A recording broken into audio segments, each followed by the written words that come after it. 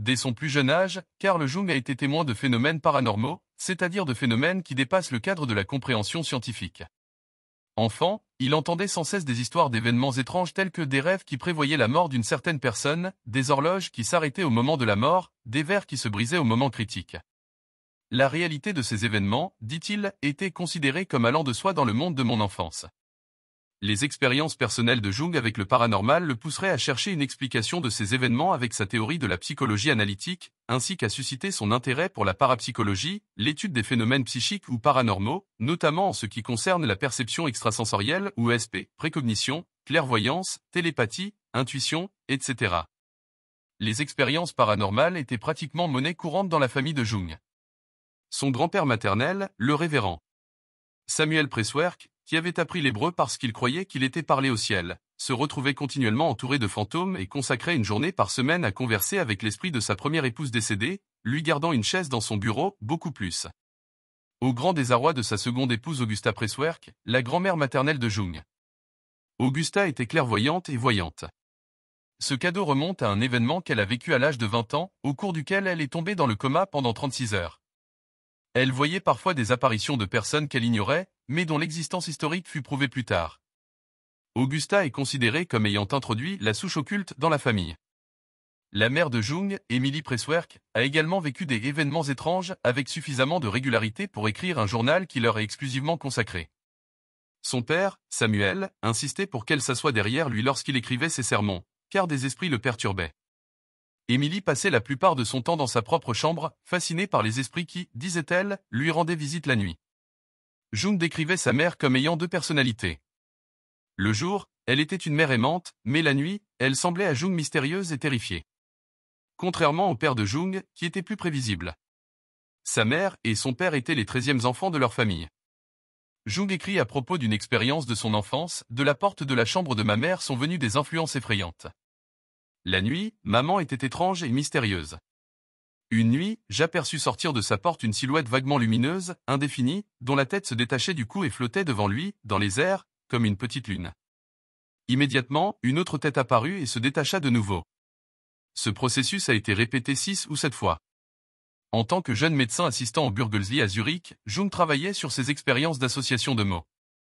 Un jour, sa mère vint lui rendre visite et regarda toute la pièce qui était tapissée de graphiques. Elle parut confuse et lui demanda de quoi il s'agissait. Jung répondit que c'était des graphiques pour ses expériences. Puis elle dit avec sa seconde voix, « Eh bien, tu penses que ça pourrait être quelque chose ?» Jung a déclaré, « Ma mère parlait rarement sur ce ton mais quand elle le faisait, elle disait intuitivement et de manière inattendue quelque chose de très important. Sa question m'a tellement touché que je n'ai pas pu lever un stylo pendant les 3 semaines suivantes. » Ces paroles avaient clairement exposé mes propres doutes sur l'importance de mon entreprise, et maintenant je me demandais très sérieusement si ce que je faisais avait vraiment un sens.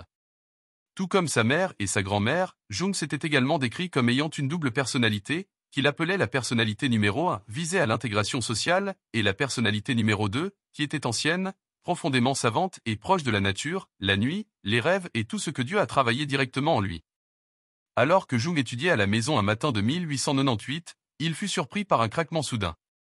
Il a découvert qu'une lourde table en noyer qui appartenait à sa famille depuis des générations s'était fendue de part en part. 2 semaines plus tard, il entendit un autre bruit. Cette fois, il a vu qu'à l'intérieur du placard, le couteau à pain qui avait été utilisé il y a à peine 1 heure avait été brisé en 4 morceaux sans raison apparente. Jung a décidé de les conserver pour rappeler les puissantes forces du royaume invisible. Ils sont toujours en possession de la famille Jung.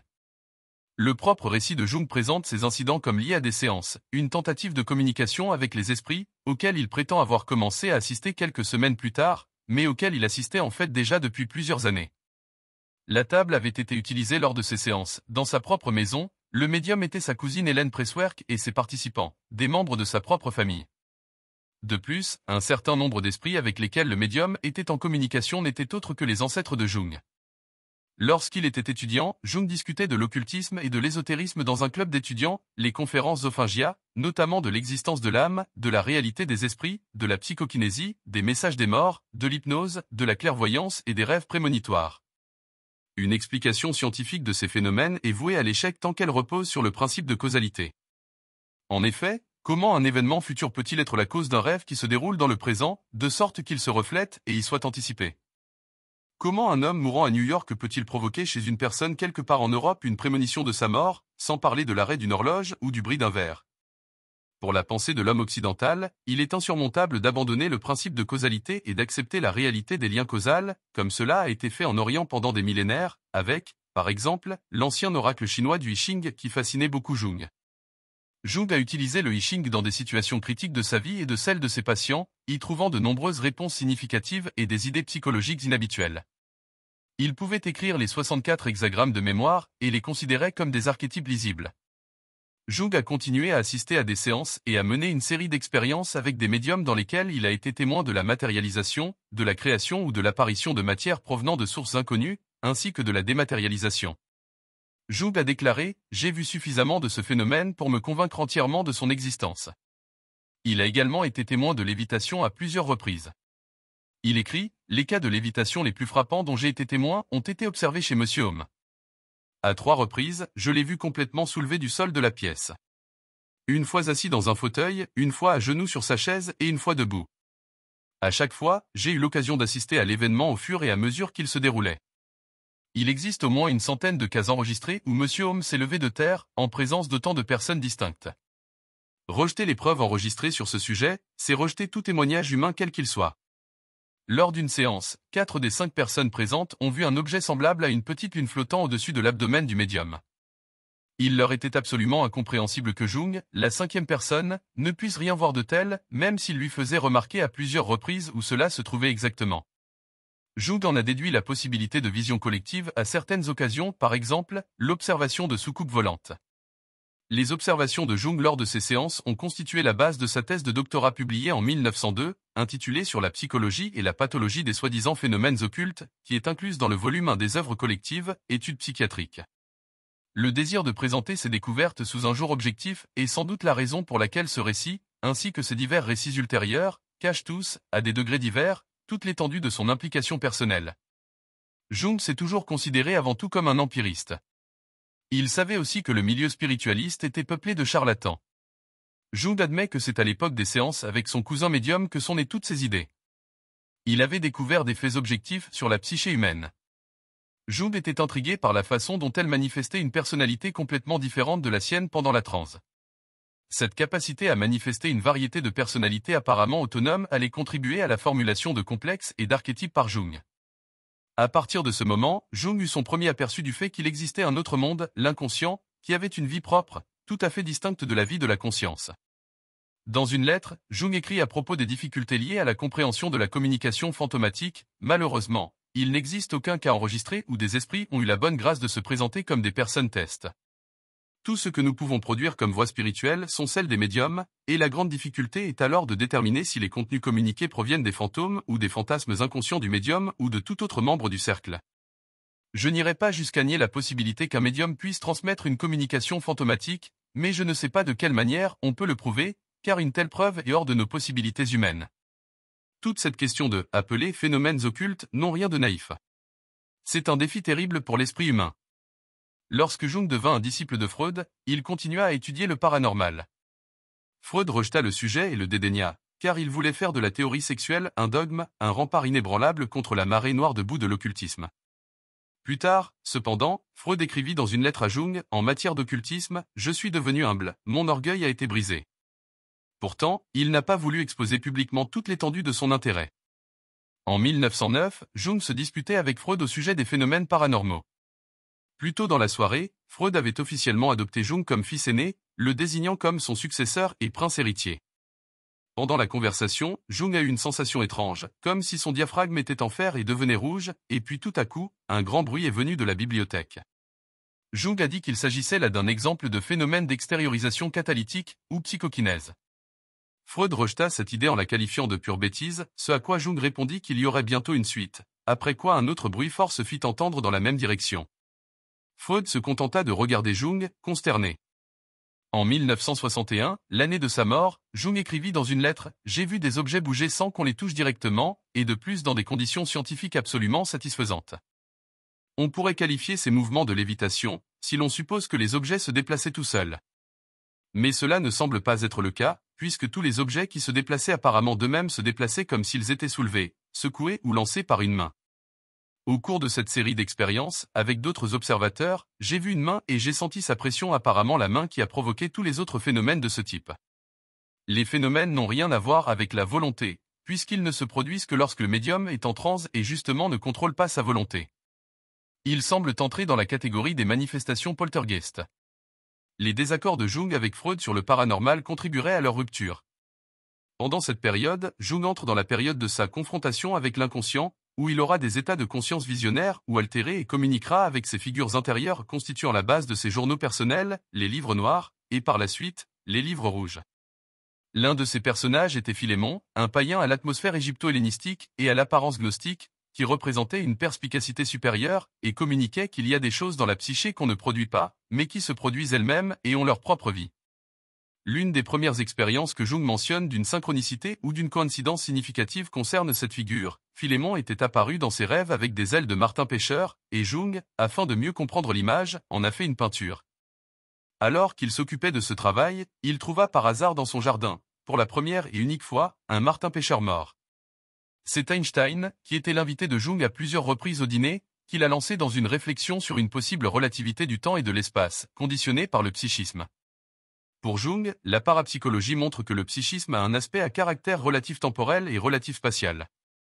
Cela a conduit, des décennies plus tard, à la relation de Jung avec le physicien lauréat du prix Nobel Wolfgang Pauli et à la théorie de Jung sur la synchronicité. En étudiant la mécanique quantique, la physique a également été confrontée au problème de la causalité et de la relativité de l'espace-temps. C'est analogue à la synchronicité. Jung écrit, la synchronicité attribue au corps en mouvement une certaine propriété psychique de nature psychique et physique qui, comme l'espace, le temps et la causalité, constitue un critère de son comportement. Nous devons abandonner complètement l'idée d'une quelconque connexion de la psyché avec le cerveau et nous souvenir plutôt du comportement significatif ou intelligent des organismes inférieurs, qui sont dépourvus de cerveau. Nous nous trouvons ici beaucoup plus proches du facteur formel qui, comme je l'ai dit, n'a rien à voir avec l'activité cérébrale. Comme le montre cette déclaration, Jung n'aurait pas apprécié que l'on se concentre sur la neurologie et le cerveau pour expliquer les réalités psychophysiques. Le SP apparaît comme une manifestation de l'inconscient collectif, qui est le même partout et à tout moment. Il se manifeste donc non seulement chez les êtres humains, mais aussi en même temps chez les animaux et même dans les événements physiques par le biais de la synchronicité. La psyché existe dans la matière et la matière existe dans la psyché. Essentiellement, l'inconscient imprègne l'environnement qui nous entoure et n'est pas un domaine encapsulé situé exclusivement au sein d'un individu, comme nous avons tendance à le supposer. Il existe une relation microcosme-macrocosme. Pour paraphraser la table d'émeraude, comme en haut, ainsi en bas. Cette idée est connue sous de nombreux noms, l'unus mundi, l'un, le plérome, l'anima mundi, la sympatheia ou sympathie cosmique, l'animisme, etc. Il existe cependant des personnes qui semblent posséder une faculté surnaturelle et sont capables de l'utiliser à volonté. Mais pour Jung, cela consiste à être déjà dans un état correspondant à une constellation archétypique, ou à s'y mettre volontairement.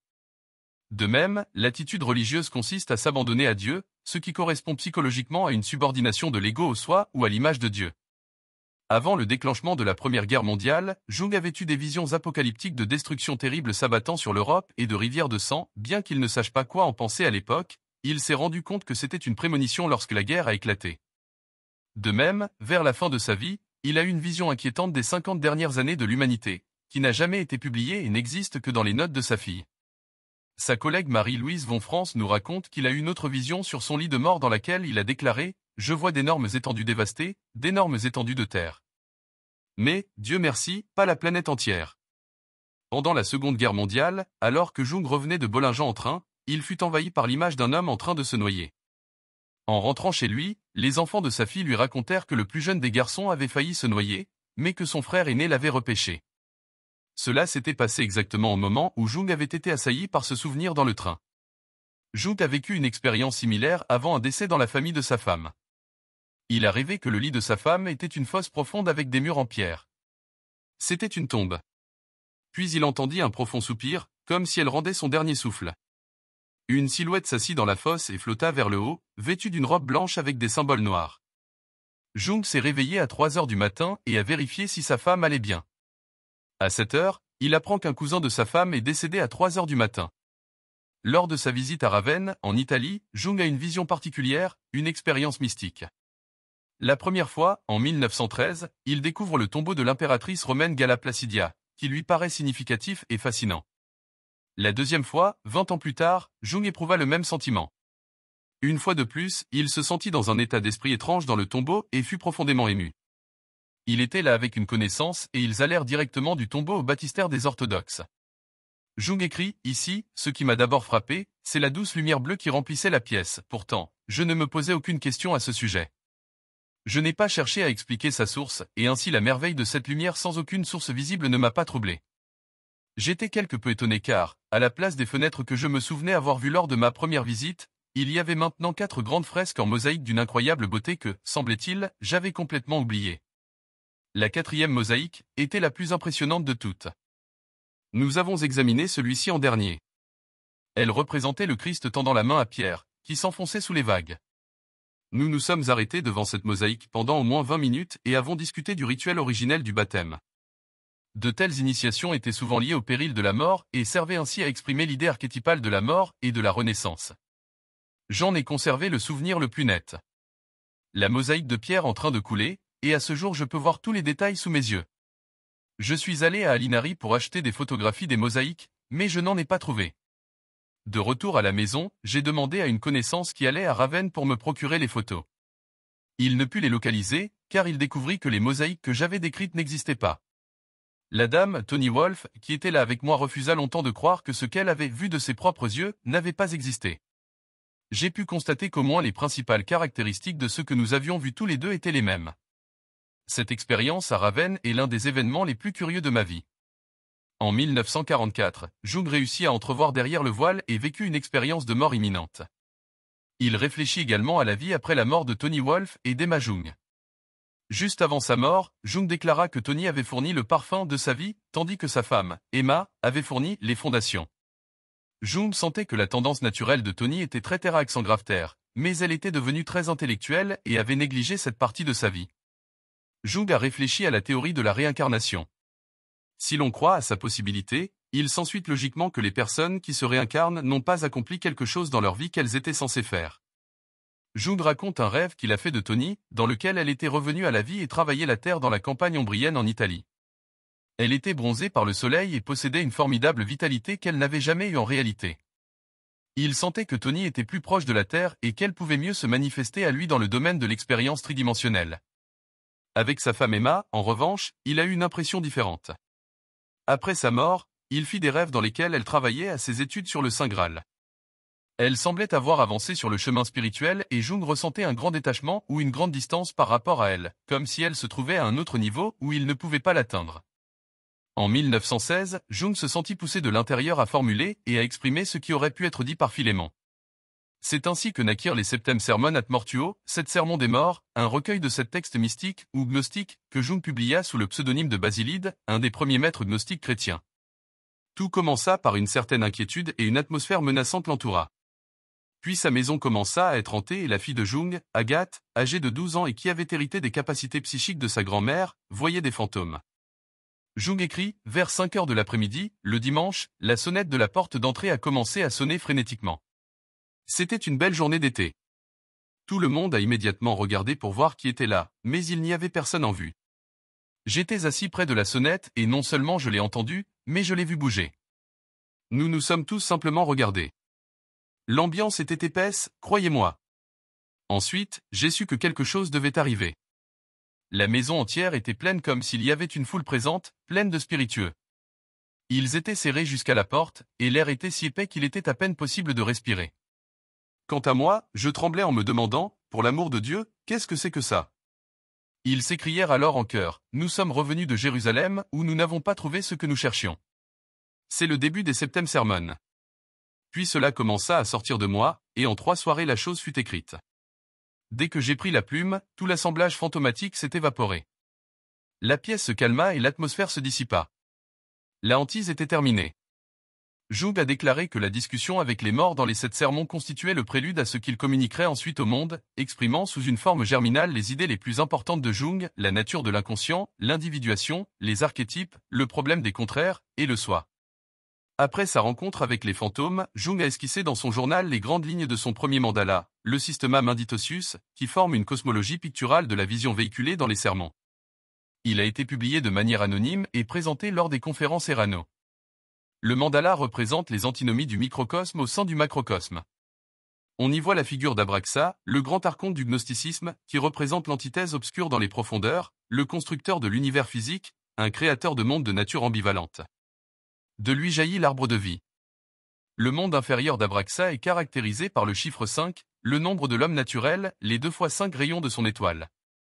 Les animaux qui l'accompagnent dans le monde naturel sont un monstre diabolique et une larve, qui signifie la mort et la renaissance. Jung a déclaré, depuis ce temps-là, les morts sont devenus de plus en plus distincts pour moi comme les voix de l'inconnu, de l'irrésolu et de l'irrédempté. Un élément qui a étonné Jung était le fait que les morts ne semblaient pas en savoir plus qu'ils n'en savaient au moment de leur mort, alors que l'opinion traditionnelle est que les morts sont les détenteurs d'un grand savoir. Apparemment, les morts attendaient les réponses des vivants. Jung écrit, ce qui est vital ici n'est pas seulement une conviction de la survie de la mort corporelle, mais une vision de la signification de la vie humaine, conçue comme un processus de développement de la conscience qui ne s'arrête pas à la tombe. Processus dans lequel le développement ultérieur des morts dépend de l'augmentation de la conscience des vivants.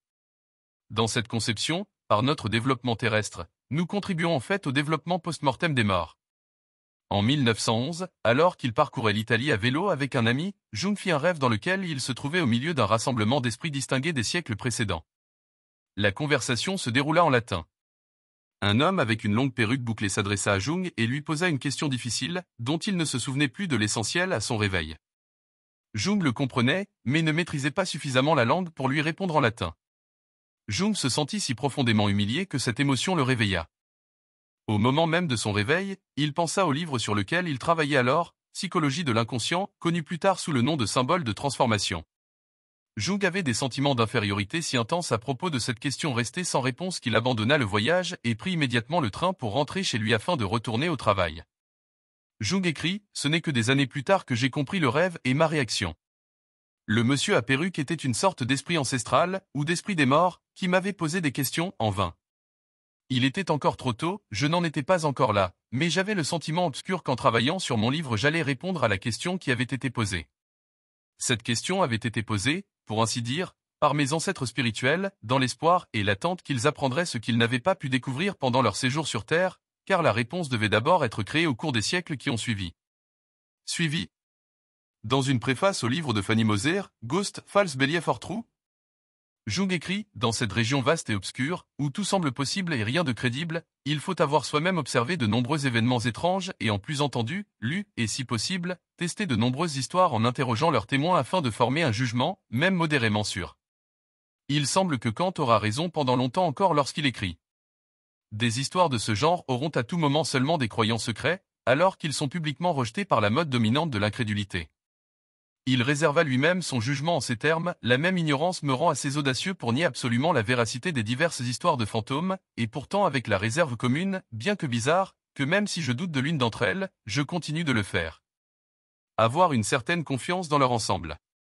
On pourrait souhaiter qu'un grand nombre de nos fanatiques prennent note de cette sage position adoptée par un grand penseur. Dans ce livre, apparaît la propre contribution de Jung. Au cours de l'été 1920, Jung se rend en Angleterre pour donner quelques conférences. Il a séjourné dans un chalet à très bas prix pendant plusieurs week-ends. La nuit, l'air devenait étouffant et il y avait une odeur désagréable dans la pièce. Il entendait le bruit de l'eau qui coulait, bien qu'il n'y ait pas d'eau courante dans la pièce. Chaque nuit empirait. Les objets frôlaient maintenant les murs, il y avait des bruits de coups, bruissants comme le rugissement d'une tempête, et Jung avait le sentiment qu'un animal, de la taille d'un chien, se précipitait dans la pièce en panique. Toutes ces activités cesseraient au premier rayon de soleil. Jung remarqua que les servantes ne restaient jamais dans la maison après le coucher du soleil. Lorsqu'il leur a demandé s'il y avait quelque chose qui n'allait pas dans la maison, ils lui ont répondu « Elle est hantée, tu ne le savais pas ». Une nuit particulière, Jung a eu le sentiment qu'il y avait quelque chose près de son lit et il a ouvert les yeux. Là, à côté de lui, sur l'oreiller, il vit la tête d'une vieille femme, et son œil droit, grand ouvert, le regardait fixement. La moitié gauche du visage manquait sous l'œil. La vue de ce phénomène fut si soudaine et inattendue qu'il sauta hors du lit, alluma la bougie et passa le reste de la nuit dans un fauteuil. L'ami de Jung, le docteur X, était sceptique, alors Jung le convainquit de passer le week-end dans la maison. Il vécut des expériences similaires et avait trop peur de rentrer, alors il dormit dans le jardin. Peu de temps après, la maison fut démolie. Au printemps 1924, Jung était seul dans la tour Bollingen. Il s'est réveillé au son de Dupa qui faisait le tour de la tour. Une musique lointaine retentit et il entendit des voix qui riaient et parlaient. Quand il regarda par la fenêtre, il n'y avait rien. Apparemment, il avait seulement rêvé. Puis il se rendormit et aussitôt le même rêve recommença. En même temps, il eut l'image de plusieurs centaines de silhouettes vêtues de noir qui descendaient des montagnes et se précipitaient autour de la tour. Une fois de plus, Jung sauta dehors, regarda par la fenêtre et vit une nuit de pleine lune, silencieuse et mortelle. Dans ce genre de rêve, contrairement aux rêves ordinaires, l'inconscient semble vouloir transmettre au rêveur une puissante impression de réalité, impression qui est renforcée par la répétition. Jamais plus Jung n'a vécu ou rêvé quelque chose de semblable. Plus tard, Jung a lu dans une chronique du XVIIe siècle l'histoire d'un homme qui se trouvait seul dans les montagnes et qui a été dérangé une nuit par un cortège d'hommes près de sa cabane, qui jouait de la musique et chantait. L'homme s'enquit de cela auprès d'un berger local et on lui répondit qu'il s'agissait de l'armée d'âmes défuntes de Wotan, qui apparaissait parfois aux voyageurs solitaires.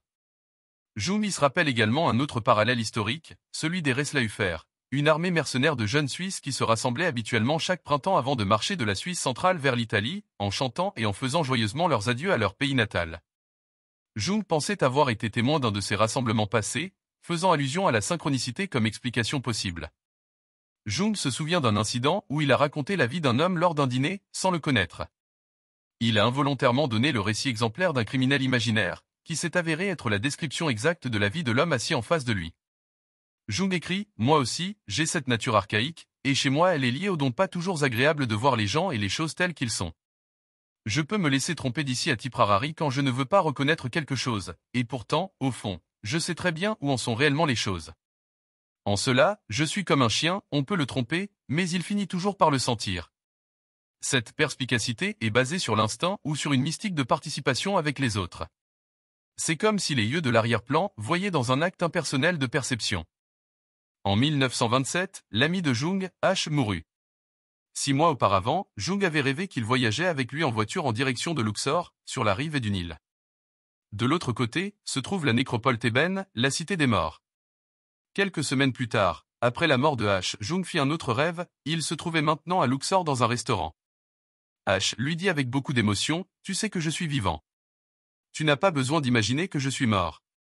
Je suis aussi vivant que toi. » Il s'est alors approché de manière menaçante et Jung a été submergé par l'odeur du cadavre en décomposition, et il s'est tenu à distance avec une machette.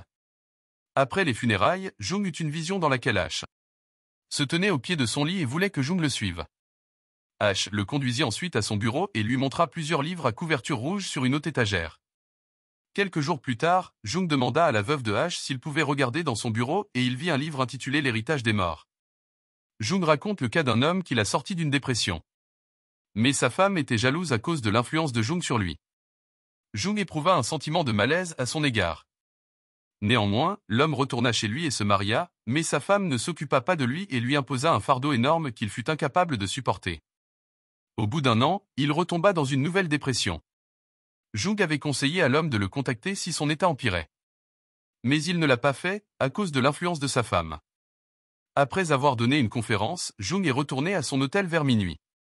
Il se réveilla vers 2 heures avec le sentiment que quelqu'un était entré dans la pièce. Mais il n'y avait personne.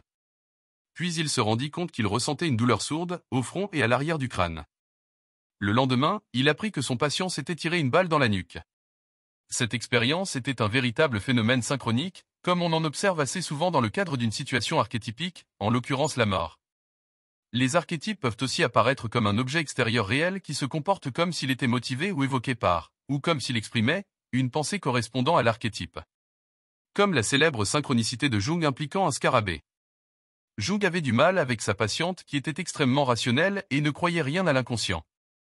Au moment où sa patiente lui racontait son rêve du scarabée doré, un véritable scarabée essaya de pénétrer dans la pièce, comme s'il avait compris qu'il devait jouer son rôle mythologique de symbole de renaissance. Lorsqu'il lui a remis ce document, il a finalement brisé la glace de sa résistance intellectuelle et l'a aidé à entrer en contact avec son monde intérieur. C'est comme si l'inconscient connaissait ce déséquilibre et cherchait à compenser son comportement par un événement réel, par une coïncidence significative. Le langage religieux appelle ces événements la volonté de Dieu à juste titre. Jung écrit, la situation peut être révélatrice d'une maladie ou d'un danger pour la vie, par exemple. La conscience ressent une telle situation comme accablante dans la mesure où elle ne connaît aucun moyen d'y faire face efficacement. Dans cette situation difficile, même des personnes qui ne peuvent se vanter d'aucune croyance religieuse particulière se trouvent contraintes par la peur de prononcer une prière fervente. L'archétype d'un être divin secourable est constellé par leur soumission et peut effectivement intervenir, produisant au dernier moment un tournant dans la situation menaçante qui est ressentie comme miraculeux. De telles crises se sont produites d'innombrables fois dans l'histoire de l'humanité. Dans de nombreuses situations, nous devons faire appel à notre instinct car notre raison fait défaut. L'instinct apparaît dans les mythes et les rêves comme le motif de l'animal secourable, de l'esprit gardien, de l'ange bon, de l'aide dans le besoin, du saint, du sauveur, etc. Dieu est le plus proche de nous là où le besoin est le plus grand. C'est pourquoi les phénomènes synchroniques se produisent la plupart du temps dans des situations émotionnelles, par exemple en cas de décès, de maladie, d'accident, etc. Au cours d'une psychothérapie, on les observe relativement fréquemment dans des moments de tension émotionnelle accrue tels que la peur, la colère, le chagrin, etc. Des motifs qui apparaissent comme des motifs archétypiques dans les rêves. La majorité des phénomènes synchronistiques se produisent donc dans des situations archétypiques et se manifestent sous forme de télépathie, de clairvoyance, de précognition, etc. En 1960, un an avant sa mort, Jung écrit « Les phénomènes psychiques paranormaux m'ont intéressé toute ma vie. Habituellement, comme je l'ai dit, ils surviennent dans des états psychologiques aigus, émotivité, dépression, choc, etc. Ou, plus fréquemment, chez des individus caractérisés par une structure de personnalité particulière ou pathologique, où le seuil de l'inconscient collectif est habituellement abaissé. Les personnes dotées d'un génie créatif appartiennent également à ce type. Il est clair que Jung était lui-même une personne tellement créative avec un seuil inférieur à l'inconscient collectif. Si nous regardons en arrière dans l'histoire passée de l'humanité, nous découvrons une croyance universelle en l'existence de fantômes ou d'êtres éthérés qui habitent parmi nous et exercent sur nous une influence invisible mais puissante. Ces êtres sont généralement censés être les esprits ou les âmes des morts. En Occident, la croyance aux esprits a été contrariée par le siècle des Lumières, de sorte que chez la majorité des gens instruits, elle a été supprimée, tout comme d'autres croyances métaphysiques. Jung a cependant remarqué qu'à l'époque du matérialisme, conséquence inévitable du rationalisme des Lumières, on assiste à un renouveau de la croyance aux esprits, mais cette fois à un niveau plus élevé. Il ne s'agit pas d'une rechute dans les ténèbres de la superstition, mais d'un intérêt scientifique intense pour le spirituel. Jung écrit « Le rationalisme et la superstition sont complémentaires.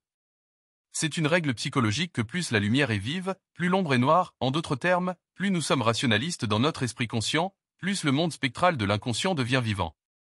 Et il est en effet évident que la rationalité est dans une large mesure une défense apotropaïque contre la superstition, qui est omniprésente et inévitable. De nombreux phénomènes surnaturels ne peuvent pas être expliqués scientifiquement, ce qui ne signifie pas qu'ils sont faux ou absurdes. Seul un esprit matérialiste partial et unilatéral pourrait le penser. Ils sont tout simplement inconnus. C'est l'un des thèmes récurrents de l'œuvre de Jung, la nature problématique de l'esprit du temps matérialiste moderne, qui se targue d'avoir surmonté l'irrationalisme tout en étant totalement inconscient de l'irrationalisme d'une foi aveugle en la raison absolue. Dans la structure et la dynamique de la psyché, Jung écrit sur les fondements psychologiques de la croyance aux esprits. Il explique comment l'homme primitif considère la perte de l'âme comme une maladie, à la fois mentale et physique, tandis que l'influence des esprits est considérée comme étrange ou dangereuse, et l'on est grandement soulagé lorsqu'ils sont bannis. Ainsi, pour le primitif, l'âme est quelque chose qui semble normalement lui appartenir, mais les esprits semblent être quelque chose qui ne devrait normalement pas être près de lui. Il évite les lieux hantés par les esprits, ou ne les visite qu'avec crainte, à des fins religieuses ou magiques. Il est important de noter que Jung a une compréhension tout à fait positive de l'homme primitif, qui est toujours en contact avec les forces de la nature que l'homme occidental, urbain, a perdu, principalement à cause des processus de modernisation. L'homme primitif reconnaît deux causes de maladie, la perte de l'âme et la possession par un esprit. Jung appelle les premiers complexes de l'âme qui appartiennent à l'ego et leur perte apparaît pathologique. Le contraire est vrai pour les complexes de l'esprit, leur association avec l'ego provoque la maladie et leur dissociation de lui apporte la guérison. Celle-ci correspond exactement à la conception jungienne de l'inconscient. L'âme est expliquée en termes de complexe de l'inconscient personnel, tandis que les esprits apparemment autonomes sont expliqués en termes de complexe de l'inconscient collectif, ou archétype. La réintégration d'un complexe est souvent curative, alors que l'invasion d'un archétype est un phénomène dangereux. Jung avait étudié une grande partie de la littérature spiritualiste populaire de son époque, et était arrivé à la conclusion que le spiritualisme en tant que phénomène collectif poursuit les mêmes objectifs que la psychologie analytique. Les efforts psychothérapeutiques des esprits visent les vivants soit directement, soit indirectement par l'intermédiaire de la personne décédée, afin de les rendre plus conscients. Ainsi, les enseignements des esprits sont caractéristiques de la nature de l'inconscient collectif. La science est une simple affaire d'intellect, qui n'est qu'une des fonctions psychiques fondamentales et ne suffit donc pas à donner une image complète du monde. Pour cela, une autre fonction est nécessaire, le sentiment. Le sentiment aboutit souvent à des convictions différentes de celles de l'intellect, et qui ne sont pas nécessairement inférieures. Nous avons donc toutes les raisons d'accorder à notre intellect une validité limitée. Mais lorsque nous travaillons avec l'intellect, nous devons procéder de manière scientifique jusqu'à ce que nous obtenions des preuves irréfutables. Au cours de la première moitié de sa carrière, Jung ne s'intéressait pas autant à la question « les fantômes existent-ils vraiment ?» mais plutôt « qui est-ce qui voit un fantôme ?» Dans quelles conditions psychiques le voit-on? Que signifie un fantôme lorsqu'on l'examine pour son contenu en tant que symbole? Pour Jung, ce qui comptait, c'était la réalité de l'expérience, et en cela, il prenait ses patients très au sérieux. Jung a décrit les esprits comme les effets extériorisés de complexes inconscients, et a déclaré « Je ne vois aucune preuve de l'existence de véritables esprits, et jusqu'à ce qu'une telle preuve soit disponible, je dois considérer tout ce territoire comme un appendice de la psychologie. » Plusieurs années plus tard, cependant, l'opinion de Jung a changé. Il écrit « Après avoir collecté pendant 50 ans les expériences psychologiques de nombreuses personnes et de nombreux pays, je ne me sens plus aussi sûr qu'en 1919, lorsque j'écrivais cette phrase. Pour parler franchement, je doute qu'une approche exclusivement psychologique puisse rendre justice au phénomène en question. Non seulement les découvertes de la parapsychologie, mais aussi mes propres réflexions théoriques, exposées dans Sur la nature de la psyché, m'ont conduit à certains postulats qui touchent au domaine de la physique nucléaire et à la conception du continuum espace-temps. Cela ouvre toute la question de la réalité transpsychique qui sous-tend immédiatement la psyché. Bien que souvent utilisés de manière interchangeable, nous pouvons établir une différence subtile entre les fantômes et les esprits. Les fantômes peuvent être considérés comme des empreintes d'énergie ou des images rémanentes liées à un espace. Ils semblent avoir des affaires inachevées sur Terre, d'où leurs liens étroits avec un certain lieu. Souvent, ils ne se rendent pas compte qu'ils sont morts et leur mort est généralement tragique ou violente. Un fantôme est la présence persistante d'une personne décédée et est associée aux hantises. Les esprits, en revanche, peuvent être décrits comme les âmes des humains et d'autres êtres sensibles comme les animaux qui sont morts et sont passés à un royaume spirituel. Ils sont conscients et actifs. Dans un avant-propos de The Unobstructed Universe de Stuart Edward White, Jung écrit « Notre monde de conscience et l'au-delà forment ensemble un seul cosmos, de sorte que les morts ne se trouvent pas dans un endroit différent des vivants. Il n'y a qu'une différence dans leur fréquence, qui pourrait être comparée aux révolutions d'une hélice. À basse vitesse, les pales sont visibles, mais à grande vitesse, elles disparaissent. En termes psychologiques, cela signifierait que la psyché consciente et la psyché inconsciente ne font qu'une, mais sont séparées par des quantités différentes d'énergie. Elle au-delà est ce même cosmos mais sans les limitations imposées à l'homme mortel par l'espace et le temps. C'est pourquoi on l'appelle l'univers sans obstacle. Notre monde est contenu dans cet ordre supérieur et doit son existence principalement au fait que l'homme corporel possède une fréquence basse, grâce à laquelle les facteurs limitants de l'espace et du temps entrent en jeu. Le monde sans limite est appelé ortho, ce qui signifie le monde juste ou vrai, même s'il faut souligner que cela n'implique pas une dévaluation de notre monde. Cette vie limitée doit être vécue aussi pleinement que possible, car l'atteinte d'une conscience maximale dans ce monde est une condition essentielle pour la vie à venir dans ortho. Ceci est en accord avec Platon qui considérait la philosophie comme une préparation à la mort. Même si nos arguments critiques peuvent jeter le doute sur chaque cas, il n'existe pas un seul argument qui puisse prouver que les esprits n'existent pas. À cet égard, nous devons donc nous contenter du mystère. Jung écrit « Ceux qui ne sont pas convaincus devraient se garder de supposer naïvement que toute la question des esprits et des fantômes est réglée et que toutes les manifestations de ce genre sont des escroqueries dénuées de sens. Ce n'est pas du tout le cas. Ces phénomènes existent en tant que tels, quelle que soit la manière dont on les interprète, et il ne fait aucun doute qu'ils sont de véritables manifestations de l'inconscient. Les communications des esprits sont des déclarations sur la psyché inconsciente, à condition qu'elles soient réellement spontanées et non inventées par le conscient. Ayant considéré le phénomène du paranormal sous différents angles, Jung n'est pas parvenu à une conclusion de son analyse du sujet. Vers la fin de sa vie, il écrit « Je ne peux pas me vanter d'avoir mené des recherches originales dans ce domaine, mais je déclare sans hésitation que j'ai pu observer suffisamment de ces phénomènes pour être entièrement convaincu de leur réalité. Cependant, je ne peux pas les expliquer et, par conséquent, je ne peux me prononcer sur aucune des interprétations habituelles. » À la fin, Jung admet également que les phénomènes paranormaux pourraient être mieux expliqués par l'hypothèse des esprits que par les qualités et les particularités de l'inconscient. Ils sont donc probablement de nature à la fois spirituelle et physique. Les déclarations et incidents disséminés dans son œuvre montrent que le paranormal était profondément lié à sa vision globale du monde et à sa compréhension de la psyché. Pour Jung, les choses étaient complexes car il restait ouvert aux idées qui remettaient en question les visions scientifiques de son époque.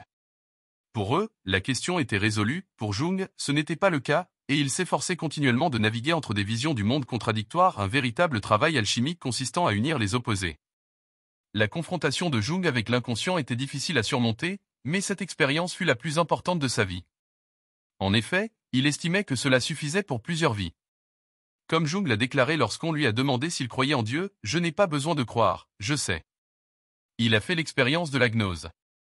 Ce sont les visions et les images intérieures qui l'ont rendu véritablement complet et lui ont donné la base pour partager ses dons avec le monde.